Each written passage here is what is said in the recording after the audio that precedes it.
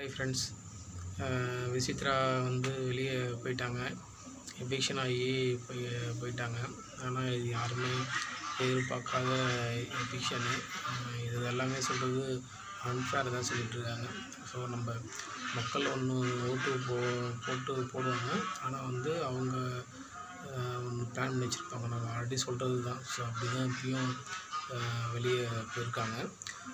பார்த்தீங்கன்னா பூர்ணிமா 14 லட்சம் எடுத்துகிட்டு போகல அப்படின்னா அவங்க கூட இந்த வாரம் வெளியே போயிருக்குன்றாங்க நினைக்கிறேன். ஏன்னா ஆல்ரெடி இவங்க பிளான் பண்ணிட்டாங்க, இவங்க தான் போகணும் அப்படின்னு பிளான் பண்ணிட்டாங்க. ஸோ அதனால் அவங்க வந்து வெளியே வந்துட்டாங்க.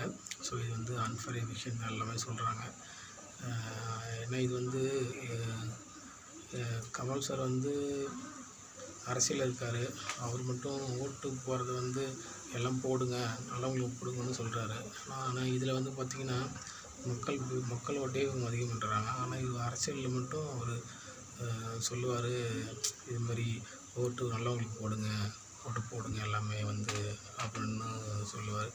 நீங்கள் என்னங்க சார் இங்கேயே ஒரு தப்பான ஓட்டு போகிறது வச்சு இவங்க வெளியே அனுப்ப பண்ணுறாங்க. இதையே நீங்கள் ஒரு கேள்வி கேட்க மாட்டேங்கிறீங்க. நீங்களும் அவங்களுக்கு சப்போர்ட்டாக தான் இருக்கீங்க.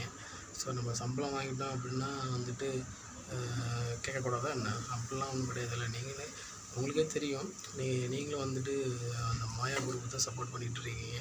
ஸோ இது பார்த்திங்கன்னா இது நம்ம சொல்ல எல்லாமே இதுதான் சொல்கிறாங்க.